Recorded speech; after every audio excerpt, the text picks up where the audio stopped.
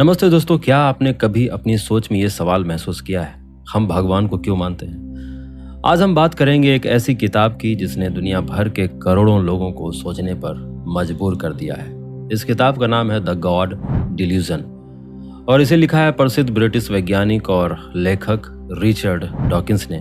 Dawkins सिर्फ biology के professor ही नहीं, बल्कि अपने बेबाक वैज्ञानिक सोच और तर्कशीलता के लिए भी मशहूर है।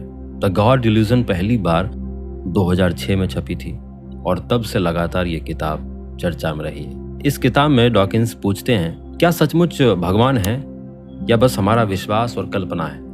वो बताते हैं भगवान, आस्था, नैतिकता और धर्म पर बहस क्यों जरूरी है और जवाब ढूंढने के लिए हमें तर्क व सबूत क्यों चाहिए। इस वीडियो में यही बातें करेंगे, तो चलिए इस रोचक विचार यात्रा की शुरुआत करते हैं। पहला है भगवान, कल्पना या सच्चाई।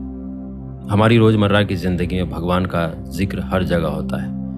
मंदिर, मस्जिद, चर्च, गुरुद्वारा। अक्सर लोग मानते हैं कि भगवान सच में है और उसी के भरोसे सब कुछ चलता है। लेकिन डॉकिंस कहते हैं, अगर आपको कोई चीज सच माननी है तो उस पर सवाल उठाना बहुत जरूरी है।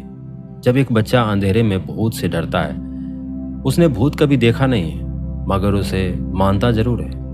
उसी तरह भगवान के बारे में भी हमें पहले गहराई से शोध करनी चाहिए, जैसे डॉक्टर इलाज से पहले जांच करता है। डॉकिंस का कहना है ईश्वर का दावा बहुत बड़ा है, इसीलिए इसके लिए पक्के और साफ सबूत चाहिए, सिर्फ भरोसा नहीं। दूसरा है, क्या भगवान का कोई सबूत है?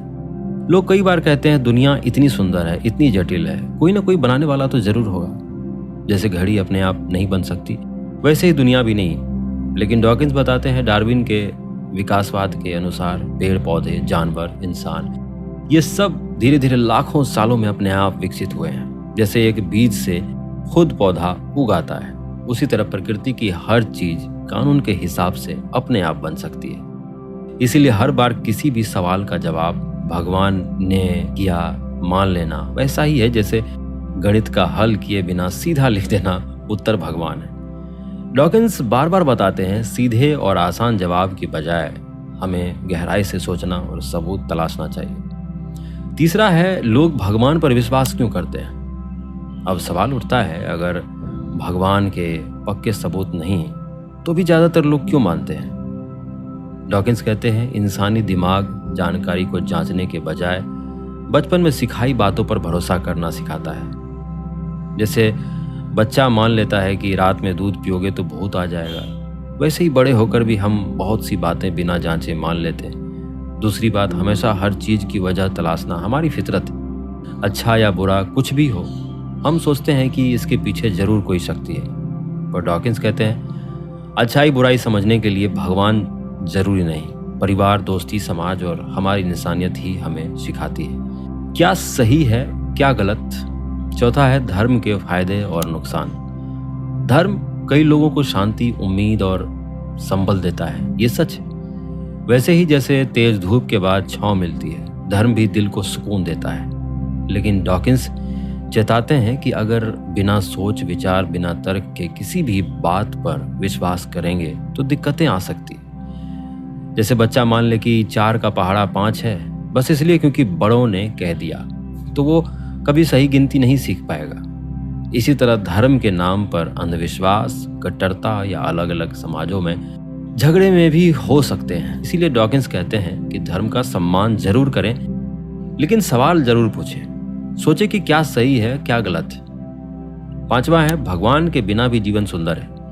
कई लोग पूछते हैं, अगर भगवान नहीं है तो क्या जिंदगी में कुछ बचा?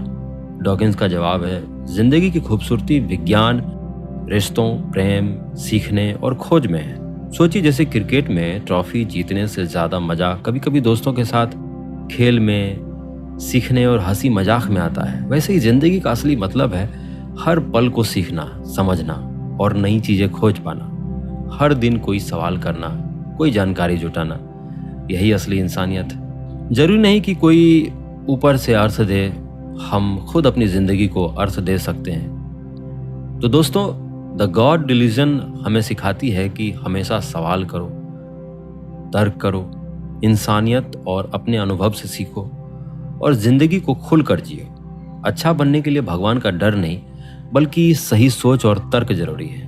आपका क्या सोचना है? क्या आपको भी कभी ऐसे सवाल आए हैं? नीचे कमेंट में जरूर बताइए। वीडियो पसंद आए तो लाइक करें, शेयर करें और चैनल को सब्सक्राइब करना मत भूलिए। मिलते हैं अगले फिर किसी बुक के बारे में बात करते हुए। तब तक के लिए धन्यवाद।